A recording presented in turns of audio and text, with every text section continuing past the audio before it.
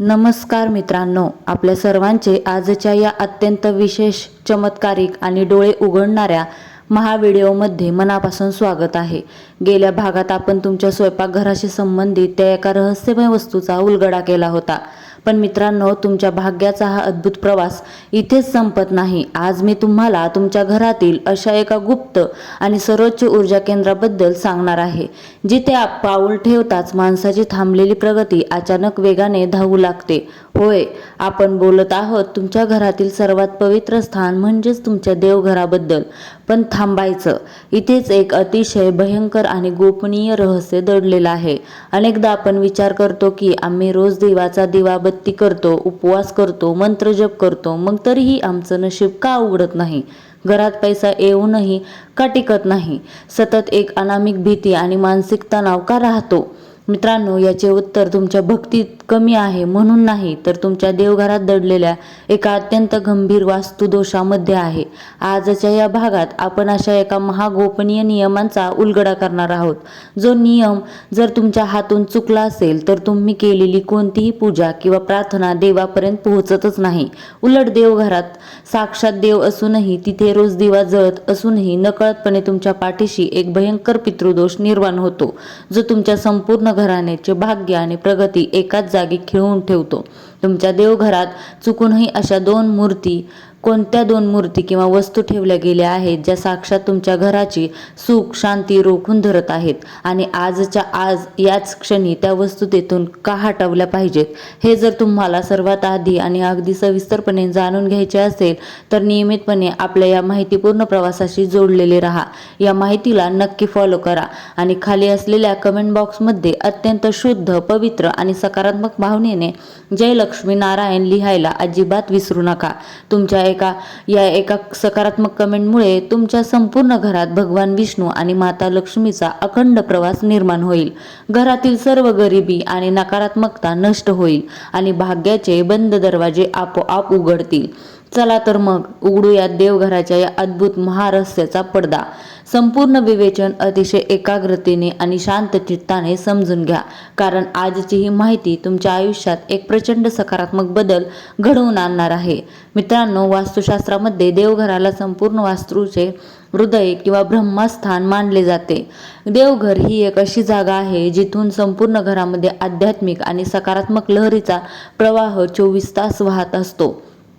जर देवघराची दिशा आणि तिथल्या वस्तू शुद्ध असतील तर घरातील लहरी इतक्या प्रबळ होतात की बाहेरील कोणतीही वास्तू, वाईट नजर किंवा नकारात्मक ऊर्जा उंबरठ्याच्या आत पाऊलही ठेवू शकत नाही। विशेषतः तूळ राशीचा विचार केला तर तुमचा राशी स्वामी शुक्रदेव आहे। शुक्र हा जरी भौतिक सुखाचा गाडी, बंगला किंवा पैशाचा कारक असला तरी शुक्राची उच्च रास मीन आहे, जी पूर्णपणे आध्यात्मिकतेची रास आहे। याचा सरळ अर्थ असा की तूळ राशीच्या जातकांच्या जीवनात जोपर्यंत आध्यात्मिक शुद्धता आणि देवघराची योग्य दैवी कृपा राहत नाही, तोपर्यंत त्यांचा भौतिक सुखाचा पूर्ण उपभोग घेता येत नाही। तूळ राशीच्या लोकांच्या देवघरात जर दोष असतील तर त्यांचा गुरु आणि शुक्र हे दोन्ही शुभग्रह अत्यंत कमजोर होतात। यामुळे भाग्याची साथ मिळणे बंद होते, कष्टाचे फळ मिळत नाही, मुलांच्या प्रगतीत किंवा संतती सुखात अडथळे येतात आणि घरात विनाकारण मानसिक नैराश्य पसरते। देवघरातील ऊर्जा ही अतिशय संवेदनशील असते, म्हणूनच तिथे शास्त्रोक्त नियम पाळणे अत्यंत अनिवार्य आहे। आता आपण अत्यंत एकाग्रतेने त्या पहिल्या मुख्य वास्तूकडे किंवा गंभीर चुकीकडे वळूयात, जी नकळतपणे आपल्यापैकी 90% लोकांच्या देवघरात पाहायला मिळते। ती गोष्ट म्हणजे देवघरात एकाच देवतेच्या 2 किंवा त्यापेक्षा जास्त मूर्ती किंवा फोटो असणे आणि अतिशय मोठ्या आकाराच्या मूर्ती ठेवणे।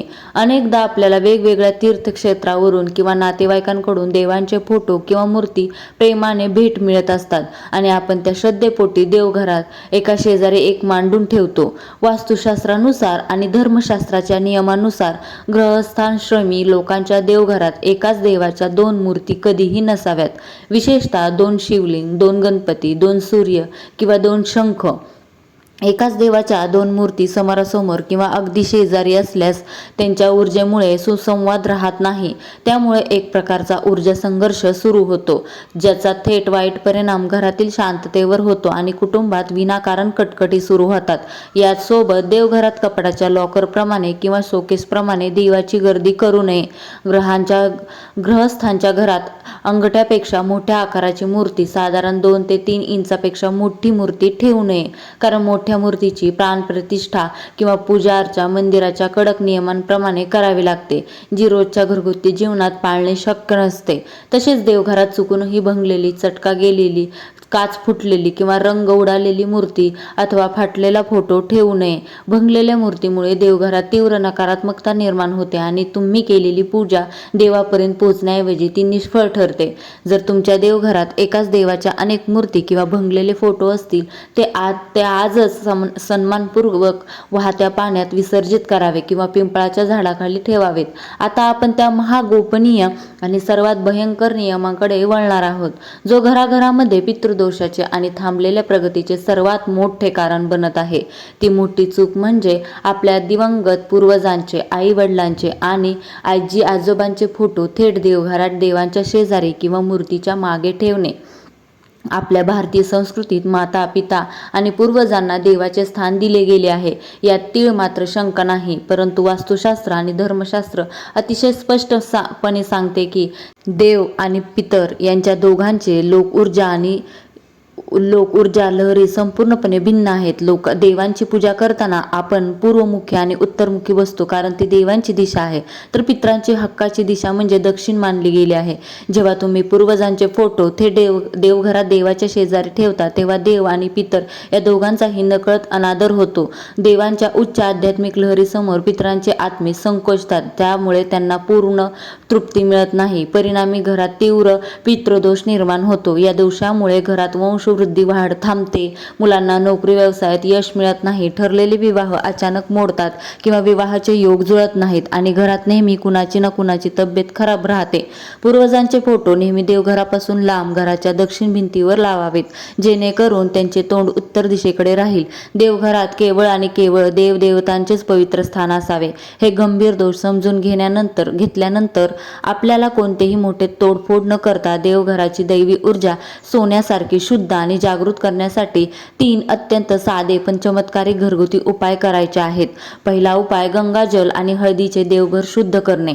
प्रत्येक गुरुवारी किंवा शुक्रवारी सकाळी देवघर स्वच्छ करताना पाण्याच्या कापडात थोडे गंगाजल आणि चिमटभर हळद टाकावी. त्या पाण्याने देवघराचा कप्पा किंवा चौरंग स्वच्छ पुसून घ्यावा.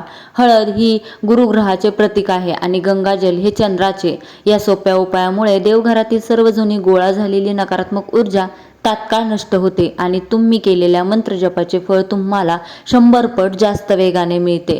दुसरा उपाय, देवघरात पाण्याचा कलश स्थापित करणे. देवघराच्या उजव्या बाजूला ईशान्य कोपऱ्यात नेहमी एका तांब्याचा किंवा पितळेच्या कलशात स्वच्छ पाणी भरून ठेवावे.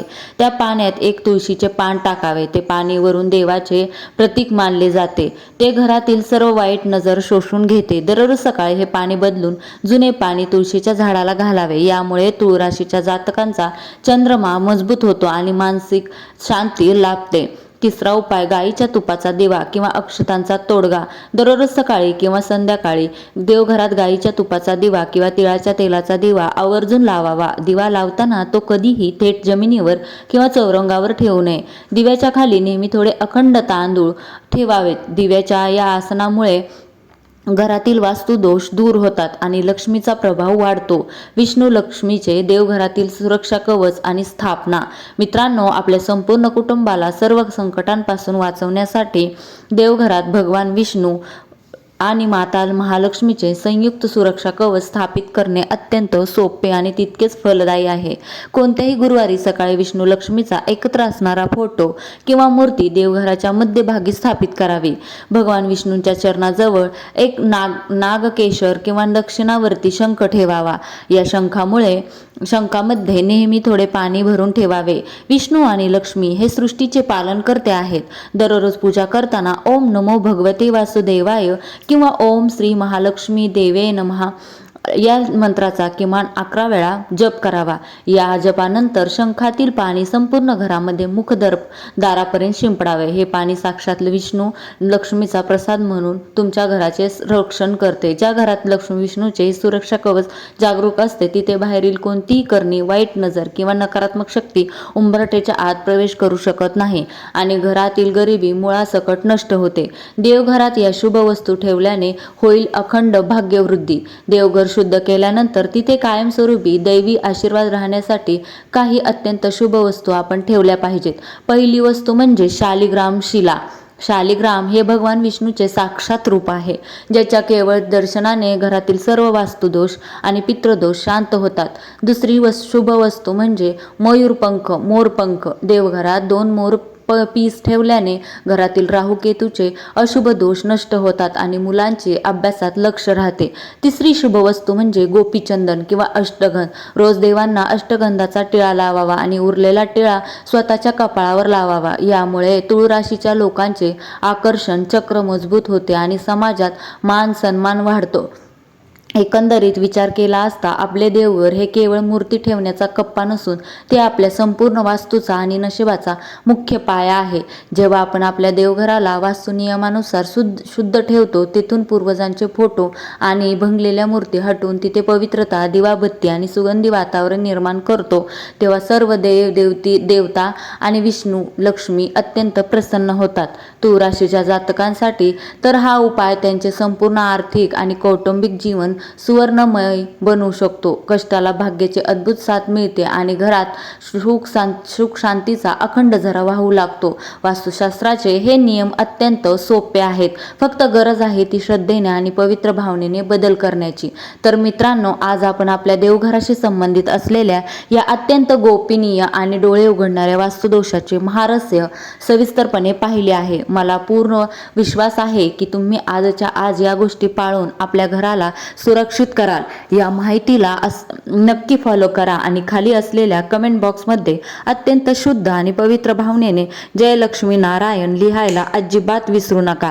तुमच्या एका कमेंटमुळे तुमच्या घरात लक्ष्मी विष्णूचा अखंड वास निर्माण होईल, घरातील सर्व गरिबी दूर होईल आणि नकारात्मकता नष्ट होईल. चला तर मग भेटूया पुढच्या अत्यंत रहस्यमय आणि तितक्याच माहितीपूर्ण भागात. तोपर्यंत स्वतःची काळजी घ्या, आपल्या हातातील कर्माची शक्ती वाढवा आणि नेहमी आनंदी राहावा. श्री स्वामी समर्थ. जय जय स्वामी समर्थ. धन्यवाद.